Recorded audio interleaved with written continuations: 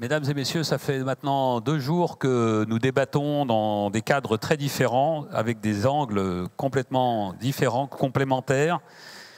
Et on fait débattre des gens de perspectives très variées, des experts, des politiques, des industriels, des experts de technologie, des militaires, pour essayer de décrire le monde, décrire la rupture du monde que nous vivons, et on le sent tous, parce que finalement c'est quand même une idée force qu'on voit, qu'on ressent, c'est que demain ne sera absolument pas comme hier, et ça peut venir très vite. Ce matin, on a parlé de l'armée de terre et du conflit aéroterrestre, et pour finir, et finalement c'est mieux que pas mal, je pense, ça a beaucoup de sens. On va parler du conflit aéromaritime. Et là, pour en parler, alors là, c'est mieux que pas mal, ça c'est sûr. On a le patron de la marine, le chef d'état-major de la marine, l'amiral Vaujour, qui a accepté d'échanger, et on va le faire en 2 temps. Et donc il y aura une partie, bien sûr, pour vous, pour la salle, sur la façon dont il voit le monde changer, vu d'un chef de la marine, et puis après, la façon dont la conflictualité sur la mer change, et puis peut-être, 3e volet, la façon dont lui, il prépare la marine nationale à cette conflictualité, à la fois en court terme, puisque ça change dès maintenant, et les choses commencent dès maintenant. On l'a tous compris, je crois, depuis 2 jours. Bon, là, pour ceux qui ne l'avaient pas complètement perçu avant. Et puis à long terme, parce que ça ne va pas s'arrêter. Voilà. En gros, je crois que, si tu en es d'accord, on peut partir sur ces 3 grands volets. Donc, amiral, vu de la personne qui est en responsabilité à la tête de la marine, qui voit non seulement les conflits monter, mais les conflits maritimes monter, on en a au moins 2 en tête, tous, je pense, en mer Noire, où il y a quand même eu une bataille navale, une bataille ou une guerre sur mer qui s'est déroulée, et en mer Rouge. Comment est-ce que, en tant que chef d'état-major de la marine, vous analysez ces évolutions, d'abord les évolutions géopolitiques qui créent cette nouvelle conflictualité sur mer, et puis, vu du marin, quel est l'impact sur la mer? D'abord, merci Pascal de m'avoir invité. Il faut savoir que j'ai quand même été sous les ordres de Pascal il y a quelques années sur un beau bateau. Donc, et nous avons vécu quelques opérations ensemble. Donc on se connaît bien. Merci de m'avoir invité au RSMed, et j'ai souhaité effectivement y participer. Je reviens de Venise, où en fait je participais à ce qu'on appelle le Transregional Sea Power Symposium, où on rassemble tous les chefs d'état-major des marines du monde autour de think tanks dans le même état d'esprit, et où on a effectivement aussi un tout petit peu parlé de l'état du monde et de la perception. Ce que je retiens de mon petit passage à côté, c'est que nous avons des yeux très français sur ce qui se passe dans le monde, et qu'il faut absolument discuter avec les autres pour comprendre le monde tel qu'il se déroule, ou en tout cas comprendre l'ensemble des pays dans le monde et la manière dont ils voient le monde évoluer. Et on a des perspectives qui peuvent être diamétralement opposées, pour être totalement clair. Alors évidemment, les pays occidentaux, de manière générale, se rassemblent assez communément pour dire ce qu'ils pensent, et ils sont assez contents de se conforter l'un l'autre. En revanche, quand on commence à attaquer sur les bordures, on peut avoir des perspectives extrêmement différentes, et c'est là où ça devient intéressant, et c'est là où véritablement il faut écouter, comprendre, parce que j'ai vu tout à l'heure dans les affiches qu'il faut discerner pour comprendre, je ne sais plus comment c'est marqué, décrypter pour comprendre, c'est très bon, et c'est effectivement ça. Et pour décrypter, il faut avoir le cerveau ouvert. Et il faut avoir le cerveau ouvert, il faut écouter les autres. Donc ça, c'est la première chose.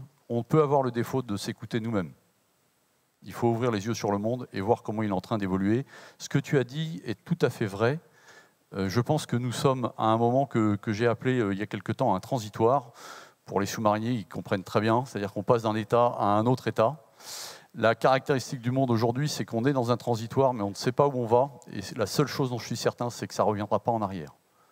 On n'imagine pas aujourd'hui un Conseil de sécurité de l'ONU travaillant normalement pour régler les problèmes du monde tels qu'on a pu les régler dans les années 80. On n'imagine pas les 5 grandes puissances du monde être en train de s'accorder autour de la table aujourd'hui pour réguler ce qui peut se passer dans le monde. Ce monde-là a disparu, et pendant ce temps-là, d'autres pays, d'autres puissances dans le monde réfléchissent à ce que peut être l'après. Et à nous de participer à cet après. Et aujourd'hui, je pense que si nous avons un axe d'effort particulier, c'est comment on doit rebâtir le monde sur des bases internationales, tous ensemble. On a quelques petites lacunes. Alors maintenant, je vais revenir à la question un peu plus précise. Ça, c'était pour brosser un petit peu, sauf si tu veux réagir, mais sur la manière de voir les choses. Ce qu'on peut observer, que ce soit en Ukraine, que ce soit le conflit ukrainien, que ce soit le conflit au Proche et Moyen-Orient, d'abord, les deux conflits débordent en mer, très clairement. C'est-à-dire qu'on a effectivement l'Ukraine déborde en mer Noire, et puis le Proche et Moyen-Orient déborde assez largement en mer Rouge, pour ce qui me concerne, moi, marin, mais en fait, on peut dire un peu au-delà, au Liban et dans d'autres endroits. D'abord, le narratif nucléaire est revenu sur le devant de la table.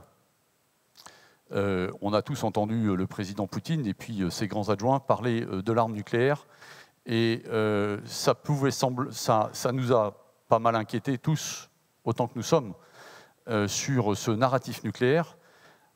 Ça nous a surtout fait rouvrir en fait nos grands livres de grammaire stratégique entre puissances d'États dotés, où chaque puissance a en fait des critères assez précis d'utilisation de l'arme nucléaire. Et quand on regarde de manière assez précise les critères de déclenchement de l'arme nucléaire russe, c'est assez bien décrit, et qu'aujourd'hui, finalement, tout le narratif nucléaire est assez conforme à la doctrine nucléaire telle qu'elle est écrite aujourd'hui. Ça nous a réappris qu'il existe un narratif nucléaire, et qu'il ne faut surtout pas oublier que nous aussi, nous France, État doté, nous avons une grammaire stratégique, et nous sommes en mesure de délivrer des messages stratégiques à l'ensemble des compétiteurs qui peuvent avoir envie de nous titiller. Donc ce narratif nucléaire est toujours présent. Et finalement, donc, les forces de dissuasion, que ce soit évidemment la force océanique stratégique, que ce soit la FANU, comme on l'appelle, c'est-à-dire la capacité d'embarquer l'arme nucléaire sur le Charles de Gaulle, et les forces aériennes stratégiques, donc on vient de fêter les 60 ans, sont des forces qui sont absolument essentielles à la protection de nos intérêts vitaux, et grâce auxquelles on est capable de délivrer des messages stratégiques aux principaux compétiteurs qui nous font face. Maintenant, dans les grands objets, donc ça conforte, pour être très clair, la dissuasion et la manière dont on opère la dissuasion aujourd'hui. Une des grandes caractéristiques de ce qu'on vit aujourd'hui en mer, c'est la désinhibition complète de l'utilisation de la violence. Et d'ailleurs, en dehors du domaine maritime, 200 missiles iraniens sur Israël, objectivement, c'est quelque chose, on vous aurait dit ça il y a 5 ans, vous auriez rigolé. C'est la réalité. C'est la réalité. Et donc l'utilisation de la violence pour régler les conflits est quelque chose qui est redevenu normal. C'était quelque chose qui était contenu, c'est quelque chose qui est devenu finalement, entre guillemets, presque acceptable par un certain nombre de nations. Et donc cette violence, elle se couple à une simultanéité des conflits. On avait l'habitude d'avoir des conflits, j'allais dire, presque en série. Malheureusement, ils sont maintenant en parallèle, et ce qui provoque chez moi, évidemment, et chez pas mal de mes partenaires, une espèce de grand écart permanent, où finalement je suis en opération de l'Atlantique Nord jusqu'à l'océan Indien, et sans discontinuité quasiment sur tout le long du trait. Deuxième grande caractéristique, j'en ai un tout petit peu parlé, la contestation du modèle occidental est une réalité aujourd'hui. Notre modèle occidental ne fait pas forcément rêver dans le monde, et donc nous sommes challengés, et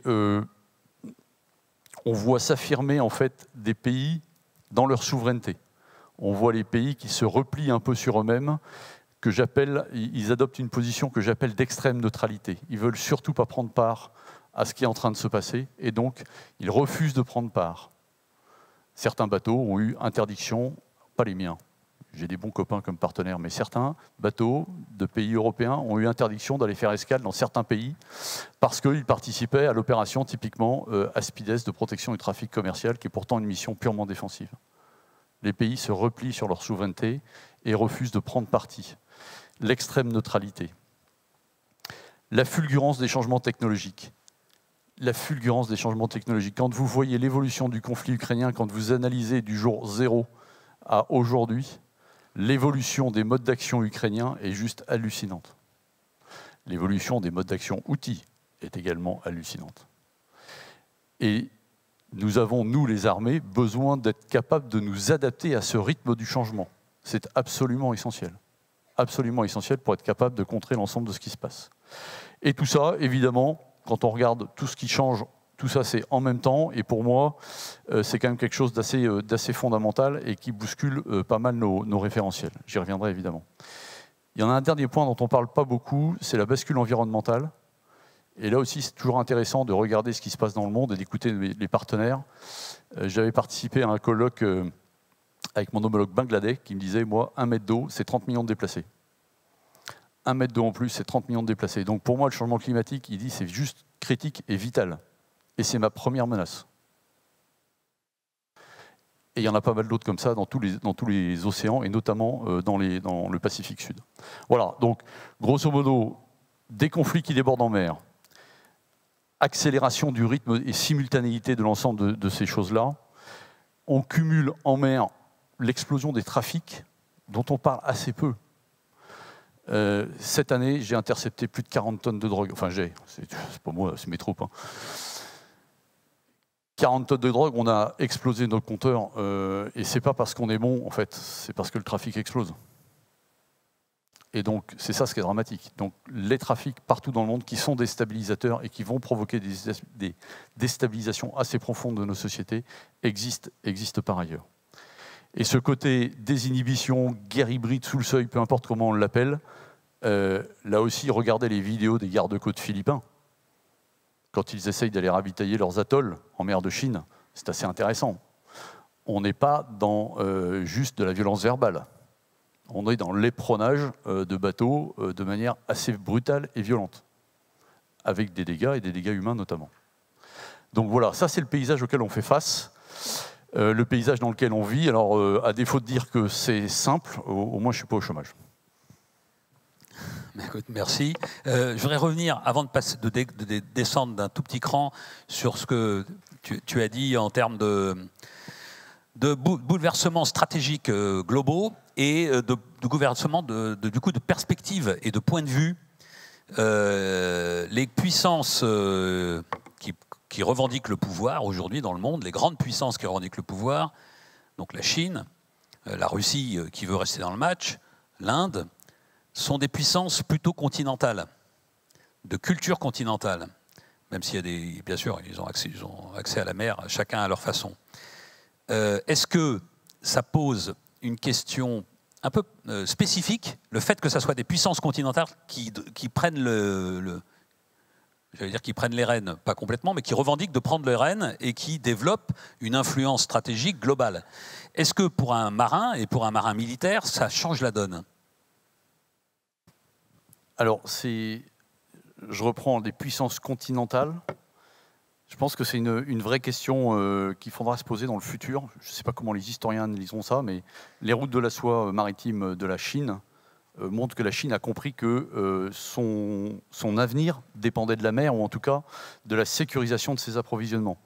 Quand on prend le modèle chinois, il ne faut pas prendre le modèle juste économique, il faut prendre le modèle sociétal de manière complète. La Chine a fait le choix de développer sa middle class. Pour développer sa middle class, il lui faut une croissance qui soit supérieure à 5% par an. Pour avoir cette croissance, il lui faut absolument du flux, et du flux de matières premières notamment, qui lui permettent d'alimenter son économie. Elle ne peut pas le faire sans des routes maritimes sécurisées. Et donc, en fait, sur les grands choix stratégiques de la Chine, les grands choix stratégiques de la Chine passent par la mer. Donc même si intellectuellement elle était continentale, elle est obligée, et elle a très bien compris, qu'il fallait qu'elle devienne une puissance maritime. Et quand on regarde le développement, alors l'amiral Prazuc disait que tous les 4 ans, on avait une marine nationale qui était construite en Chine. Je crois qu'en fait, ça s'est un tout petit peu accéléré et qu'ils vont un tout petit peu plus vite que ça. Et donc, ils développent cette puissance maritime avec comme état d'esprit, évidemment, de sécuriser à la fois leur environnement proche et également la sécurisation de leurs flux dans un monde qui est en tension. Le deuxième pays dont tu as parlé, c'est l'Inde, qui est aussi également assez intéressant. qui certes est un pays aussi un peu continent, mais qui est quand même une grande pointe qui descend vers l'océan Indien. Pas pour rien qu'on l'appelle l'océan Indien. Et en tout cas, ce qui est certain, c'est qu'aujourd'hui, ils en ont pleinement conscience, et ils ont pleinement conscience de l'influence qu'ils peuvent avoir dans cet océan. Et ils revendiquent cette influence et ce déploiement sur l'ensemble de l'océan Indien. Il se trouve que c'est des très bons partenaires avec qui on bosse vraiment, vraiment très bien. Mais ils ont cette vraie volonté de monter en gamme dans la puissance maritime. Alors, je n'ai pas les chiffres exacts, mais le pourcentage des marins indiens dans la flotte de commerce a explosé ces dernières années. Et au sens démographique, c'est assez intéressant à regarder. Et sauf erreur, on n'est pas loin des 80%. Donc c'est quelque chose qui est assez notable. Donc oui, les puissances continentales s'intéressent à la mer parce que leur avenir passe par la mer, parce que l'économie est connectée et que l'on est dépendant de l'autre par la mer. Et ils ont tous compris qu'il fallait absolument être en mesure de sécuriser à la fois ces approches, mais à la fois ces flux. Si on descend d'un cran, tu as évoqué la dispersion technologique, les progrès considérables qui se généralisent et qui se dispersent partout, qui se diffusent, qui font que maintenant, beaucoup de pays, ou quasiment peut-être tous les pays riverains d'une mer, quelle qu'elle soit, ont des capacités d'action en mer qu'ils n'avaient pas avant. Bon, les outils sont une illustration. Et finalement, l'Ukraine face à la Russie, qui était quand même du faible au fort, qui n'avait pas une marine, puisque ça a été fait piquer à la fin de l'Union soviétique, la marine par les Russes, n'avait pas de vraie marine à la hauteur, en tout cas, de celle de l'opposant russe, ont au moins temporairement gagné la bataille de navale en mer Noire. Qu'est-ce que ça veut dire pour la marine française, ça ? Alors, le conflit en Ukraine, il est extrêmement intéressant, parce que de fait, une marine qui n'a pas de marine a réussi à damer le pion à une marine qui a une grande marine, pour être assez caricatural. Pour faire une punchline, comme ça fait sourire, c'est bien. C'est évidemment à analyser dans le contexte particulier de la mer Noire, qui, vous le savez, comme les Turcs ont un peu fermé la mer Noire à l'entrée et à la sortie des marines de guerre, nous avons en fait une mer fermée pour ce qui concerne les belligérants à l'intérieur. Donc de fait, la marine ukrainienne n'avait plus de marine et a réussi à repousser la marine russe au plus loin, c'est-à-dire complètement à l'est de la mer Noire. C'est intéressant et à la fois il faut en tirer des conséquences et des vraies analyses et puis moduler un tout petit peu cette analyse. Très clairement, on était dans la stratégie du faible au fort, tu l'as dit, et donc dans comment je peux contourner la puissance russe pour gagner et finalement être capable de les repousser. On est très clairement dans de l'asymétrie et dans comment je peux jouer et faire gagner mes troupes. Ils ont trouvé un peu la faiblesse dans la carapace, qui est l'autodéfense des bateaux russes, qui n'a pas évolué très rapidement sur leur capacité. Et donc, les drones, d'abord drones aériens, puis drones de surface très rapidement, missiles, ils ont utilisé des vieux missiles, etc. Et puis, bases non protégées, qui fait qu'il y a certains missiles qui sont arrivés sur des bateaux qui étaient hackés et qui ont fait de gros dégâts. Entre guillemets, si on regarde l'histoire, c'est les brûlots d'autrefois, où on balançait des brûlots à la dérive qui allaient taper les bateaux en bois et qui allaient faire cramer les bateaux quand ils étaient à quai ou au mouillage dans les bases ennemies. Donc on est dans la même stratégie de contournement de la puissance.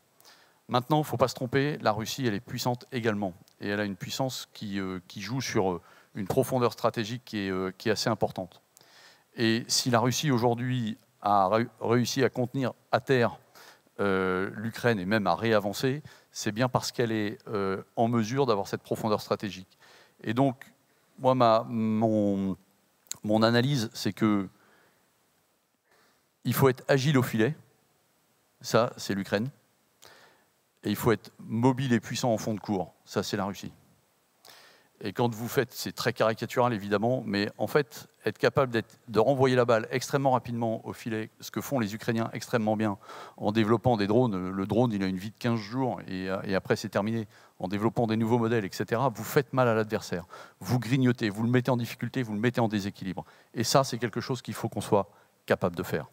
Comment je suis capable d'user l'adversaire? Comment je suis capable de le mettre en déséquilibre là où il a des failles. Mais d'un autre côté, la puissance de fond de cours, c'est celle qui apporte la résilience. La résilience de fond de cours, être capable de renvoyer la balle en permanence, non-stop, sans jamais faiblir, parce que vous avez une profondeur stratégique qui existe, parce que vous êtes capable d'être au large et d'aller taper à terre. Cette mobilité et cette puissance de fond de cours, elle est aussi indispensable pour la résilience. Agilité au filet, résilience du fond de cours. C'est les deux sujets que j'ai à traiter en fait aujourd'hui. Et donc, si je dois prendre l'exemple sur ce qui est en train de se passer en mer Noire, c'est comment je m'adapte dans mes modes d'action pour être capable de faire ce que font les Ukrainiens, entre guillemets, j'en ai pas besoin aujourd'hui, mais on a eu tendance à développer ce que j'appelle les armes de décision, c'est-à-dire les armes qui pénètrent quoi qu'il arrive et qui font but à tous les coups. On a peut-être aussi besoin des armes d'usure, les sales guêpes qui viennent nous embêter en permanence, mais il y en a tellement que finalement ça finit par faire mal. Et ça, l'équilibre entre armes d'usure, armes de décision, c'est un des axes que l'on a pris pour voir comment on peut être beaucoup plus réactif, comment on peut être beaucoup plus agile et renvoyer la balle au filet. Ça n'enlève pas la profondeur du fond de cours.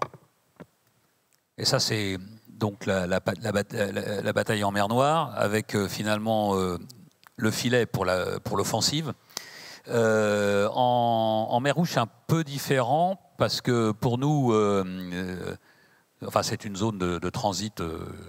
Alors tout est stratégique, donc c'est stratégique parce que ça permet quand même d'éviter de faire le tour. On gagne quand même 10 jours de mer environ, ce qui est quand même important, et pas que pour nous d'ailleurs. Comment est-ce que, avant, quand on passait dans un endroit malfamé, on jouait beaucoup sur la dissuasion. Ils n'oseront pas. Aujourd'hui, tu l'as dit, les gens osent de plus en plus. Et ils ont les moyens de faire mal de plus en plus. Donc comment nous, quand on se projette, on envisage de régler cette dialectique? Est-ce qu'on se protège ou est-ce qu'on menace en disant tu n'oseras vraiment pas? Alors le conflit en mer Rouge, effectivement, il est d'un autre ordre. D'abord, c'est un débordement du conflit au Proche et Moyen-Orient au sud de la mer Rouge, qui a donné des lettres de noblesse à une milice qui s'appelle les Houthis et qui sont armés probablement par des puissances régionales et qui emploient, il ne faut pas limiter ce que font les Houthis à l'emploi de drones aériens qui viennent s'écraser sur un bateau. Les Houthis ont commencé effectivement avec des drones aériens, mais ils ont utilisé des missiles anti-navires, ils ont utilisé des missiles de croisière, ils ont utilisé des missiles balistiques contre les navires ou contre des cibles un peu plus au nord, terrestres, vers Israël. On n'avait jamais, de mémoire, intercepté des missiles qui attaquaient des bateaux, des missiles balistiques qui attaquaient des bateaux. En tout cas, on n'avait jamais vu une milice à terre, qui n'était pas censée avoir cette technologie, attaquer des bateaux de commerce en mer avec des missiles balistiques. Bon, maintenant on l'a vu. Alors, il y a plusieurs manières d'analyser le système. Ça ne marche pas très bien parce qu'il n'y a pas de guidage terminal, donc finalement le pourcentage de réussite est pas très bon. Maintenant, on n'est pas à l'abri d'un coup de bol, et donc ça peut faire but, et ça a fait but dans un certain nombre de cas. Ça a posé la question de la défense, puisque nous accompagnons effectivement des bateaux dans Bab el-Mandeb au profit d'un certain nombre de nos partenaires du shipping.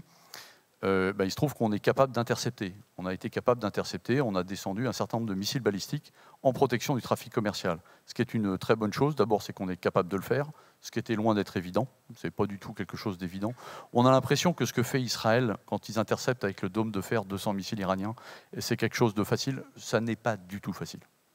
C'est de l'hypertechnologie et c'est des choses qui sont extrêmement complexes à manœuvrer. Et nos bateaux qui ont réussi à intercepter des missiles balistiques en mer Rouge en protection, ils ne sont pas au courant que ça va arriver. Hein. Et le nombre de secondes qui sépare la première détection et l'ordre de feu est assez faible en réalité. Donc il ne faut pas dormir, et non seulement il ne faut pas dormir, mais il faut être hyper entraîné. Il faut être des athlètes de très haut niveau pour être capable de délivrer ce type de réponse au quotidien. Donc ils font un job absolument extraordinaire. Et s'ils font ce job extraordinaire, ce n'est pas grâce à moi, c'est parce que tous mes prédécesseurs, ont choisi d'avoir des bateaux qui ont des vraies capacités militaires. 2, ont recruté et ont entraîné un certain nombre de marins pendant de longues heures. Et 3, finalement, ces marins-là, ils ne dormaient pas ce soir-là et ils ont été capables de délivrer l'armement au bon moment. Et donc c'est véritablement assez exemplaire dans la capacité, dans les savoir-faire qu'on a développés. Maintenant, tu l'as dit, il y a une dialectique, il y a défendre, donc ça on sait le faire et on le fait plutôt très bien. Mais il y a aussi, en fait, il faut que ça s'arrête. Et donc comment on fait une sortie de toutes ces choses-là? C'est d'autant plus complexe que les Houthis ne sont pas un pays, ce n'est pas un État reconnu, même s'ils sont en train de gagner un statut quelque part dans cette crise. Il faut évidemment travailler sur ceux qui les alimentent. Il faut travailler sur les trafics. C'est comme ça qu'on a gagné un certain nombre de crises autrefois. C'est en tapant sur les flux d'alimentation de l'ensemble de ces crises qu'on permet de réduire un certain nombre de choses. Donc évidemment, la crise, elle ne va pas se résoudre entre la France et les Houthis, ce n'est pas la question. Ça va se résoudre de manière un peu régionale, parce qu'il y a évidemment un certain nombre de personnes à mettre dans la balance sur cette crise-là. Mais il faut effectivement aussi travailler sur ce qui leur permet d'être efficaces comme ça, ce qui leur permet d'avoir ces systèmes d'armes, donc sur les trafics d'armes. Ce matin, on a parlé des conflits aéroterrestres et à un moment du débat, il a été dit, et en fait, moi, ce qui m'a frappé, c'est que j'ai compris qu'on avait changé un peu de posture par rapport à ce qu'on connaissait il y a 20 ans, et c'est plutôt satisfaisant quand on voit l'évolution du monde, mais notamment sur la capacité de frappe en premier.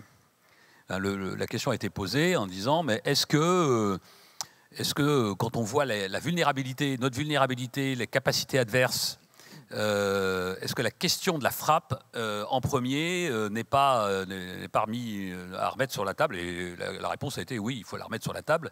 Il faut être capable de pouvoir taper le premier pour ne pas prendre le premier coup, parce que le premier coup peut être mortel. Et qu'une fois qu'on est mort, on a du mal à taper en second et à gagner.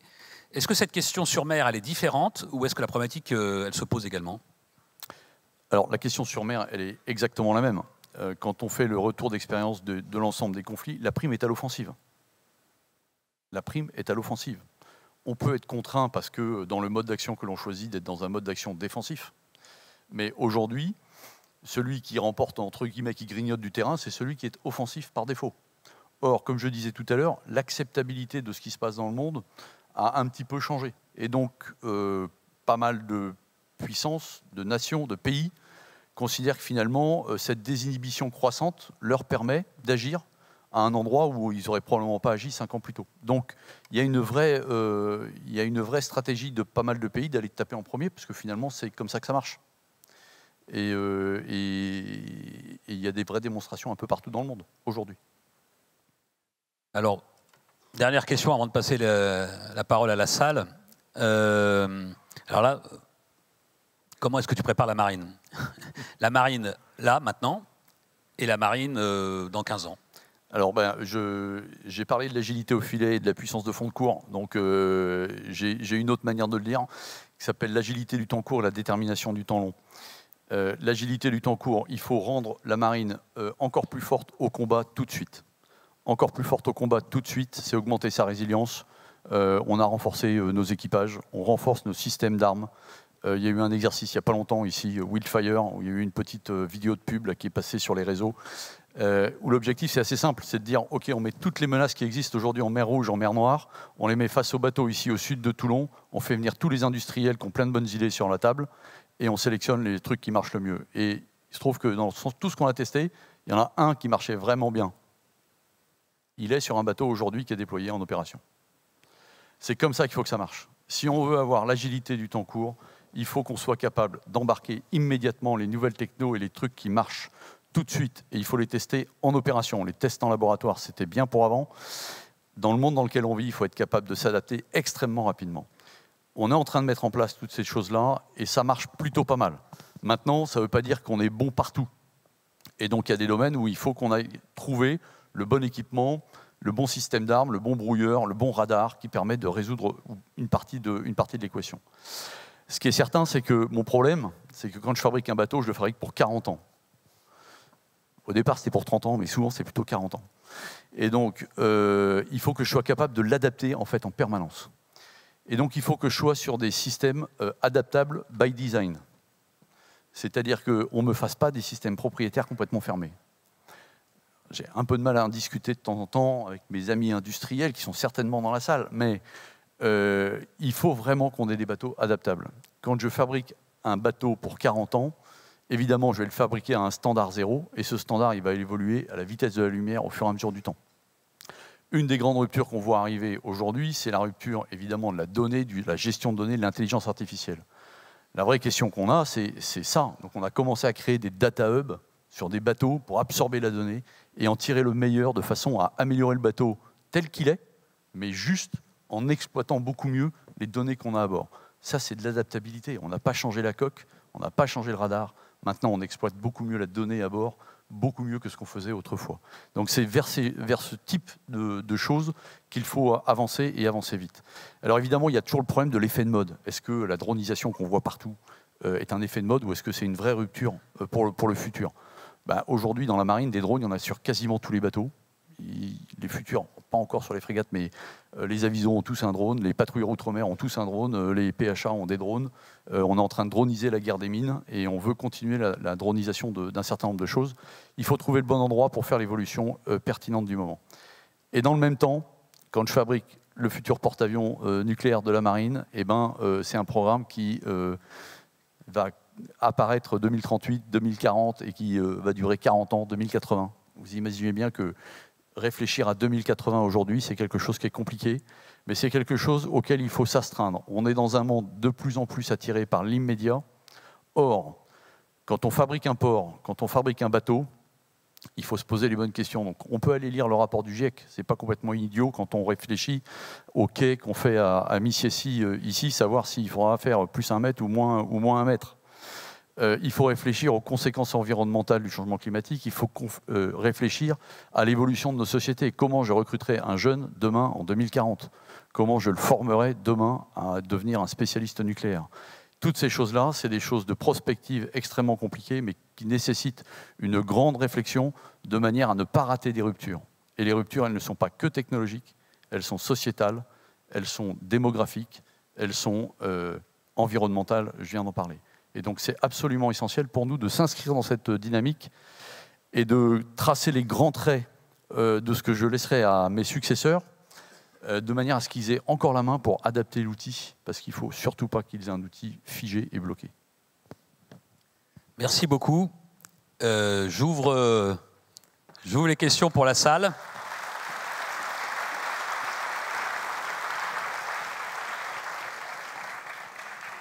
Donc les micros doivent circuler et levez la main.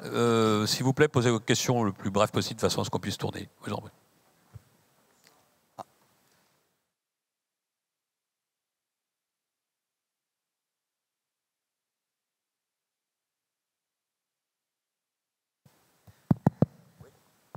Bonsoir, Patrick Lemoine, journaliste. Vous êtes le chef d'état-major de toutes les mers. Et de toutes les mers, ça veut dire que lorsque l'on envoie des bateaux de grosse puissance de la marine française dans le Pacifique, est-ce que vous pensez que c'est une solution adaptée face aux Chinois, par exemple, qui envoient régulièrement des bateaux auprès des îles Salomon, au Vanuatu, alors que nos bateaux de plus petit format sont moins présents dans ces mers-là? Donc, quelle est votre analyse de notre présence en Indo-Pacifique, principalement dans le Pacifique? Merci. Alors, je vous remercie pour votre question parce que c'est quelque chose que je n'ai pas dit. La Marine nationale est une marine nucléaire mondiale et qui réussit en opération. C'est des critères qui ont l'air évidents comme ça et qui, en fait, nous mettent dans un club assez étroit. Les marines mondiales, il n'y en a pas tant que ça. Les marines qui sont sur tous les océans du monde, il n'y en a pas tant que ça. Alors, pour ce qui concerne l'Indo-Pacifique, nous sommes dans l'océan Pacifique, avec évidemment nos territoires outre-mer, de Polynésie et de Nouvelle-Calédonie, et nous y patrouillons en permanence. Nous avons des déploiements de nos frégates qui sont basées à Nouméa et à Papeete, en permanence dans l'océan Pacifique, que ce soit autour de nos îles, en aide dans les îles du sud du Pacifique, que ce soit dans le nord du Pacifique, avec nos partenaires. Régulièrement, on envoie des bateaux de plus forte puissance, entre guillemets, pour travailler avec nos partenaires, notamment. Il est extrêmement important, dans le monde dans lequel on vit, d'avoir des alliés, des partenaires sur lesquels on peut compter. Et pour compter avec ces partenaires, on peut travailler avec nos patrouilleurs, ça marche, mais en fait, il faut aussi travailler à un niveau un peu supérieur. Donc on participe à des grands exercices, que ce soit avec le Japon, que ce soit avec l'Australie, que ce soit avec les États-Unis, avec la Malaisie, l'Indonésie, Singapour, la Corée du Sud, etc. On participe avec tous nos alliés à des grands exercices qui nous permettent de mieux nous connaître et de voir comment on pourrait opérer si ça venait à se dégrader. Et donc, ces déploiements, et on a la frégate Bretagne qui va bientôt revenir qui va bientôt revenir en métropole dans quelques semaines. La frégate Bretagne, elle a été jusqu'à Hawaï, effectivement, elle a fait un grand exercice là-bas qui s'appelle l'exercice RIMPAC, avec, je sais pas, une trentaine de pays. C'est absolument essentiel, d'abord pour montrer qu'on est présent, parce qu'on appartient à l'océan Pacifique, et ensuite pour voir comment on travaille dans cette zone-là. On a l'habitude de la Méditerranée, on a l'habitude de l'Atlantique. On travaille avec des process qui sont très particuliers dans cette région du monde qui s'appelle l'OTAN. Mais dans l'autre région du monde, à l'autre bout du monde, en fait, ce n'est pas du tout les procédures OTAN. Donc il faut apprendre à se connaître, il faut apprendre à travailler ensemble. Et par ailleurs, ça permet de renforcer les partenariats avec nos pays alliés, ce qui est toujours une très bonne chose. Et l'influence de la France, elle passe aussi par ce qu'on peut appeler de temps en temps la diplomatie navale, et c'est-à-dire le fait d'aller voir nos alliés et de travailler avec eux et de leur montrer qu'on est présent pas loin de chez eux, notamment quand il y a un peu de tension. Donc il n'y a pas de côté négatif, on patrouille au quotidien, en permanence, tous les océans du monde. Alors, certains disaient que le soleil ne se couche pas sur la marine nationale, c'est une réalité. On a des bateaux en permanence sur tous les océans du monde, donc c'est une réalité. Et on envoie des bateaux de plus forte puissance quand on estime qu'il faut augmenter le niveau du partenariat avec les pays concernés en fonction de ce qui se passe dans le monde. Bonjour, monsieur l'amiral. Dans un contexte où l'article de... Ça marche. Ah bon. Quelqu'un d'abord. Bonjour, monsieur l'amiral. Dans un contexte où l'Arctique devient peu à peu une zone de grande compétition entre les puissances, tant autour de l'ouverture de nouvelles voies maritimes stratégiques qu'au niveau d'autres sujets, comment la Marine nationale se prépare-t-elle à réaliser et à protéger ses intérêts dans cette région du monde, tout en prenant en compte les aspects environnementaux qui sont également importants dans la durabilité de la flotte navale française? Merci. Alors, c'est vrai que j'ai parlé de tous les océans du monde et je n'ai pas parlé des pôles, et il se trouve qu'on y est aussi présent. Alors, il faut reconnaître que ce n'est pas un sport de masse. L'Arctique comme l'Antarctique, des zones glacées, effectivement sujettes aux changements environnementaux. La première des choses que l'on a faites il y a quand même quelques années maintenant, c'était de reconquérir le savoir-faire de la navigation dans les glaces. Donc nous avons un partenariat extrêmement fort avec les terres australes françaises, l'administration des terres australes françaises, la préfète des TAF que je salue, alors elle n'est pas dans la salle, je ne pense pas, mais peut-être qu'elle nous écoute, que j'ai rencontré à La Réunion il y a 15 jours, et nous ravitaillons nos bases, la base de Dumont-d'Urville française en Antarctique, qui elle-même peut ravitailler la base de Concordia par un raid dans les terres antarctiques. Et donc c'est un bateau qui est opéré par la Marine nationale, qui appartient aux terres australes françaises, et qui permet de ravitailler nos bases scientifiques en Antarctique. Ça nous a permis de reconquérir un savoir-faire de brise-glace et un savoir-faire de navigation dans les glaces. On a également fait une mission, c'était en 2018, pour aller voir ce qu'était la réalité du changement climatique dans le passage du nord-est, c'est-à-dire le passage qui relie le nord de la Norvège au détroit de Bering en passant au-dessus de la Russie, à une époque où les glaces fondent plutôt pas mal, en septembre 2018. Alors, on a pu y observer d'abord que c'est pas du tout, mais alors pas du tout, un long fleuve tranquille, que certes la glace fond, ça c'est une réalité, mais que ça n'est pas encore une ligne maritime robuste, pour plusieurs raisons. D'abord, les conditions de glace sont encore extrêmement sévères, et je dis souvent que la mer est un milieu hostile et abrasif. Là, on a à peu près tous les éléments du milieu hostile et abrasif. Deux, il n'y a aucun hub logistique sur cette route. Quand vous prenez un porte-container qui part de Shanghai et qui va à Marseille, en passant par l'océan Indien, il y a des hubs logistiques absolument partout. Prenez le même porte-container qui passe et qui va à Rotterdam en passant par le passage du Nord-Est, il aura un grand moment de solitude une fois qu'il aura passé le Japon pour rallier le nord de la Norvège. Et le port de Bodo au nord de la Norvège n'est pas un hub logistique. Voilà. Et donc, cette capacité à avoir une réalité dans une route maritime, elle n'est pas encore complètement établie. Ça va immanquablement arriver. Pour préserver nos intérêts, alors d'abord la France fait partie des organisations internationales qui parlent de l'Arctique dans le Nord, et deuxièmement, on s'y intéresse pour comprendre ce déploiement. On est la seule marine en fait à l'avoir fait en réalité dans le Grand Nord, qui nous a permis d'apprendre beaucoup de choses. Demain, il y aura effectivement de la friction. Et vous savez très bien que certaines puissances ont été plantées des drapeaux au fond de l'Arctique pour dire ici c'est chez moi. Ils ont fait pas mal de buzz là-dessus. Et de fait, il y aura de la compétition pour les ressources. Et donc, il y aura de la friction immanquablement. Ce n'est pas pour tout de suite, il faut s'y préparer. Pour s'y préparer, il faut connaître, il faut gagner en savoir-faire. C'est ce qu'on est en train de faire. S'il vous plaît. Je crois qu'on m'avait donné la... Oui. Je peux y aller? Allez-y. Voilà. Alors, question un peu technique.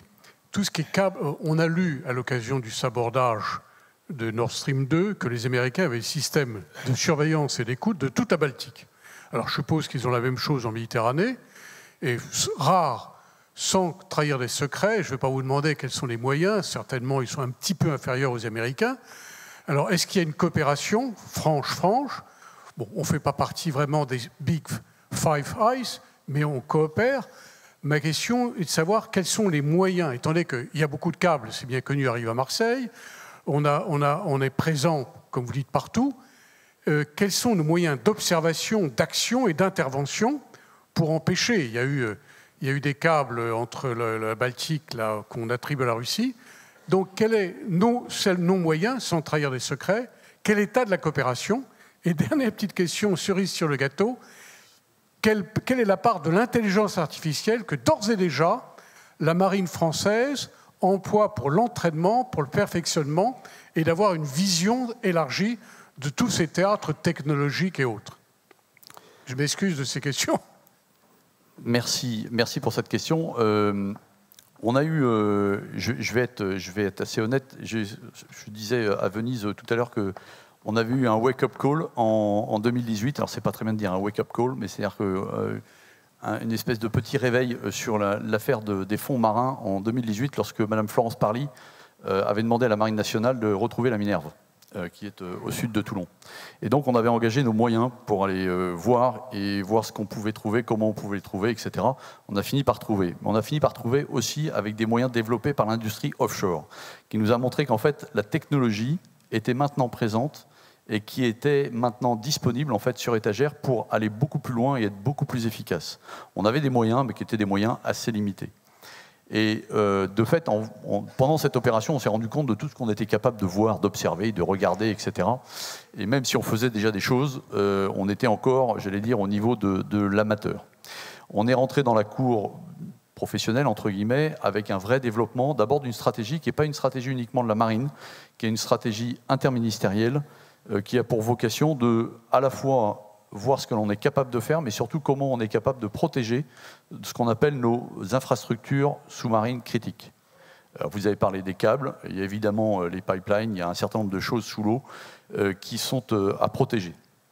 Et comme d'habitude, quand vous voulez protéger les choses, mon métier principal, marin, c'est de protéger la France, les Français, c'est leurs intérêts. Donc sous l'eau, ce qu'on appelle la maîtrise des fonds marins, c'est être capable d'avoir une image assez précise de où sont nos infrastructures critiques, de savoir lesquelles il faut protéger, de savoir comment on peut identifier quelqu'un, un malfaisant qui viendrait nous embêter, comment détecter, être capable d'agir. Donc c'est dans l'ensemble de ces systèmes-là, à la fois connaître ce qu'il y a sous l'eau, être capable de détecter une agression, ensuite être capable d'intervenir. C'est dans l'ensemble de ces domaines que l'on a développé notre stratégie, et une stratégie qui va au-delà de la marine, avec un ensemble, tout un écosystème qui nous permet de réagir en bonne coordination. Donc ça, c'est quelque chose qu'on a vraiment développé et qui aujourd'hui Alors, on n'a pas encore atteint la pleine maturité de ce qu'on peut attendre de l'ensemble des technologies, mais sur lesquelles vous avez peut-être vu que très récemment, la DGA vient de contractualiser pour la marine l'achat d'un drone sous-marin. Ben, ça fait partie de cette équation et ça fait partie de cette capacité à développer notre capacité d'action dans les fonds marins et dans les grandes profondeurs par ailleurs. Vous avez parlé d'intelligence artificielle. Là aussi, on s'est adapté à la manière de faire. La marine a créé, il y a quelques années maintenant, il y a 2 ans, une espèce de start-up qui est ici à Toulon, qui s'appelle le CSDM, qui s'appelle une petite unité, où finalement on a recruté des data scientists et on les a mis à côté des opérationnels. Donc on a plugué un maître principal canonnier avec un data scientist, et on a secoué le shaker, et on a regardé ce que ça donne. En fait, ça donne des résultats juste incroyables. Et c'est comme ça qu'on a développé, sur certains bateaux, l'utilisation des données que l'on collecte sur l'ensemble de nos affaires pour aller rechercher la meilleure efficacité de nos systèmes, ou alors pour aller rechercher une information qu'on n'était pas capable de détecter, j'allais dire avec une analyse un peu normale. Voilà. Donc on est plutôt dans un bon mood, on a montré qu'on est capable d'avancer, on fait des cas un peu particuliers sur chacun de nos bateaux, on fait évoluer, et mon objectif, c'est d'aller beaucoup plus loin, c'est-à-dire de voir jusqu'où on peut tirer cette chose-là. Donc, oui, on utilise de l'intelligence artificielle dès aujourd'hui. Alors, de toute façon, tous les industriels vont vous dire mais moi, j'en ai embarqué dans mon système, etc. Enfin, tout le monde l'utilise. C'est à la mode, donc il faut le dire. Il y a une vraie réalité aujourd'hui dans la marine. Il y a une start-up qui est dédiée à ça. Il y a une start-up qui est dédiée à ça. À la fois pour les données opérationnelles, pour les données logistiques, etc. Comment on peut améliorer nos systèmes. Je crois beaucoup à l'intelligence artificielle pour améliorer le bateau sans le changer. C'est-à-dire qu'en fait, vous ne faites qu'utiliser ce que vous avez sur votre bateau, mais d'une autre manière. Et grâce à ça, vous allez optimiser beaucoup l'emploi de nos bateaux. Je n'aurai pas un budget illimité, et c'est vrai pour tout le monde. Donc il faut investir au bon endroit. L'intelligence artificielle va nous permettre de gagner en efficacité, c'est sûr. Bonsoir, mon amiral. C'est le professeur Larafi, faculté de droit et de sciences politiques Maroc. Si vous permettez, j'ai 3 petites questions, mais qui portent bien sûr sur votre domaine, c'est-à-dire la marine. Alors, première question, si vous permettez, j'ai trouvé que, dans ma lecture, que les grands experts s'accordent pour dire que toutes les grandes batailles ont été gagnées sur Terre. Alors, à quoi ça sert la marine? Bien sûr, abstraction. Bien sûr, abstraction faite des SNLE, qui constituent, comme le disait Mitterrand, pour le cas de la France, la FOST, le joyau de la force de dissuasion française. Première question. Deuxième question, si vous permettez, quelle est votre lecture sur la perspective de l'indétectabilité des sous-marins nucléaires stratégiques? Et troisième question, je termine, comment vous expliquez le fait qu'il y a jusqu'à maintenant uniquement 2 puissances navales, les États-Unis et la France, qui ont de véritables porte-avions, contrairement aux autres qui n'ont que des porte-aéronefs? Merci beaucoup. Alors, je vais commencer par la dernière, comme ça on va remonter le fil. Merci pour vos questions. D'abord, alors les Chinois, il se trouve que les Chinois ont des porte-avions à catapultes, ça y est, ça commence à arriver. Donc ils ont effectivement commencé par des catapultes avec ce qu'on appelle un skyjump, c'est-à-dire une espèce de ponts inclinés qui permettent de faire décoller l'avion, et ils sont en train d'investir dans des catapultes électromagnétiques, comme l'ont fait les Américains, ce qui montre bien tout l'intérêt d'ailleurs de ces systèmes de catapultes qui permettent d'avoir une efficacité de l'arme aérienne en mer bien supérieure par rapport à un décollage vertical qui certes fait à des très bons avions également, mais qui réduit en fait leur capacité et leur élongation, et donc leur capacité de létalité et de profondeur. Je parlais tout à l'heure de puissance de fond de cours. Plus vous êtes au large, plus vous avez de distance à parcourir. Si vous êtes trop proche des côtes, vous êtes un peu plus sous menace. Donc c'est un peu cette question-là. Donc les Chinois ont également des porte-avions à catapultes. En tout cas, ils sont en train de les fabriquer. Alors, la deuxième question, c'était...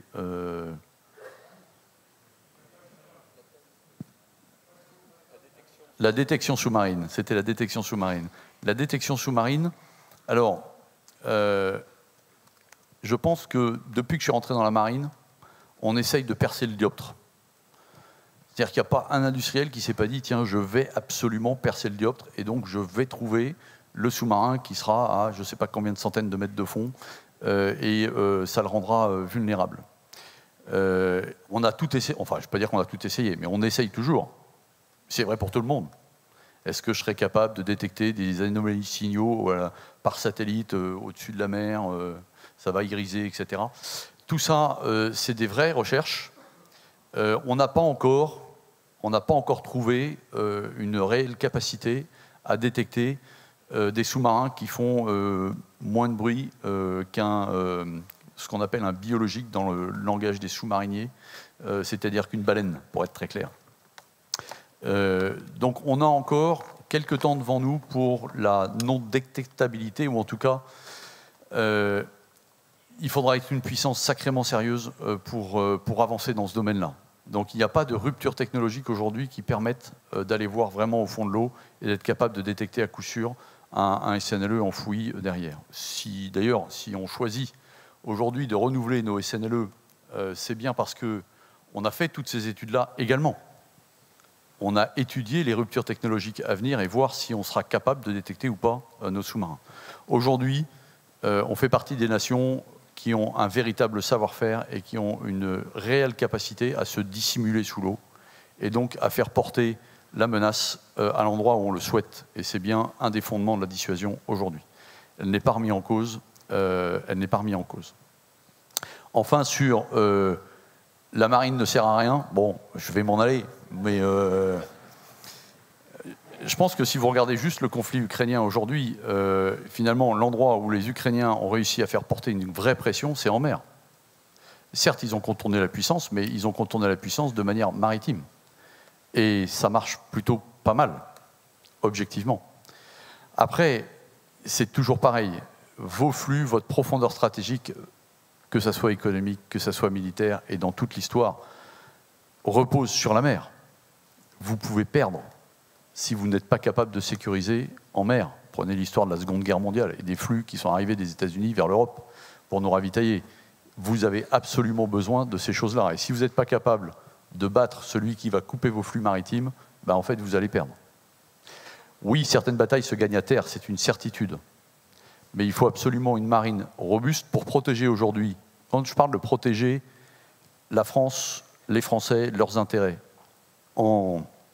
aujourd'hui en océan Indien, on protège nos grandes compagnies maritimes qui permettent malgré tout de faire passer un certain nombre de trafics en mer Rouge, qui permettent d'éviter que ça coûte trop cher. Ça coûte quand même plus cher, parce que le détournement par bonne espérance coûte cher. Ça coûte quand même 10 jours de mer, et 10 jours de mer, c'est un peu plus de gasoil. Et donc, c'est vous qui payez, ça, rassurez-vous. Et donc, ça sert véritablement à protéger nos intérêts. Ça sert à protéger nos côtes. Il faut voir le nombre de sauvetages que l'on fait chaque année. Entre 3 000 et 5 000 personnes sont sauvées chaque année en Manche, mer du Nord. Je vous ai dit tout à l'heure, 40 tonnes de drogue sont interceptées dans l'océan Atlantique aujourd'hui, essentiellement, océan Indien un petit peu, pour protéger finalement nos sociétés face à ces trafics. Donc que ce soit pour les missions de protection le long de nos côtes, où on surveille au quotidien, on a des chaînes sémaphoriques, j'ai 59 sémaphores le long des côtes françaises qui surveillent au quotidien, 24 heures sur 24, l'ensemble du trafic maritime pour éviter et pour être en mesure de réagir à notamment ce qui peut arriver, c'était l'amococadis, c'est-à-dire des pollutions. Vous n'avez pas entendu parler de beaucoup de pollutions parce que vous n'entendez pas beaucoup parler de ce qu'on fait au quotidien, mais au quotidien, on va récupérer des bateaux qui sont à la dérive, en Manche-Mer du Nord, dans le rail d'Ouessant, qui sont en avarie machine, et on évite des catastrophes au quotidien, ça je peux vous confirmer. Et donc cette protection que l'on mène chaque jour, protection du plan d'eau pour que vous puissiez aller faire de la planche à voile ou du kitesurf, c'est plus à la mode, pour que vous puissiez être relativement tranquille sur le fait que les ordinateurs que vous avez tous ou les smartphones que vous avez tous, qui sont tous fabriqués à Chongqing en Chine, petite ville de 35 millions d'habitants qui fabrique 90% de l'ensemble des smartphones du monde et qui passent tous par Shanghai, arrivent proprement en France, eh ben c'est un petit peu grâce à nous. Merci.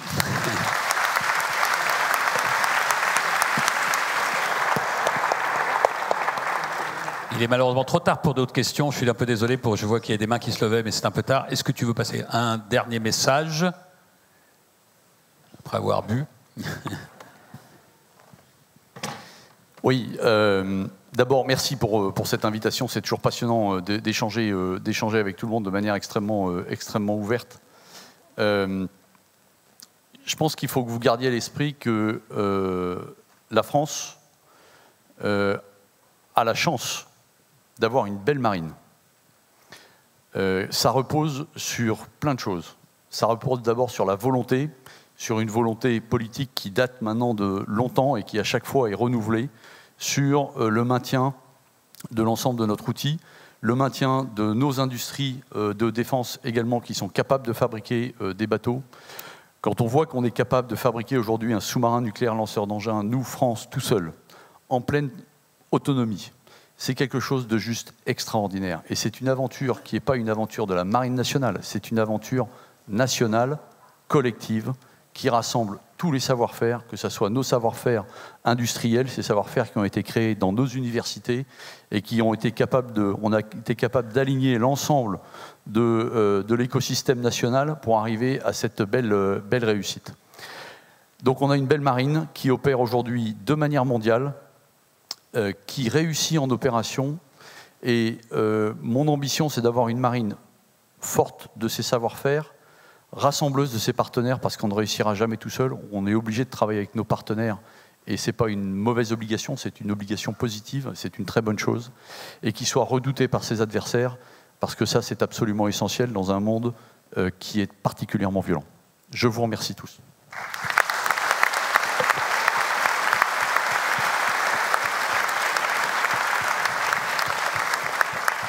Amiral, c'est nous qui te remercions, c'est moi qui te remercie. Ton intervention, à mon avis, conclut parfaitement CRS Med. La description que tu fais du monde, finalement, recoupe assez bien celle qu'on a entendue de 1000 façons pendant ces 2 jours. Et d'une certaine façon, c'est clair que c'est un peu inquiétant.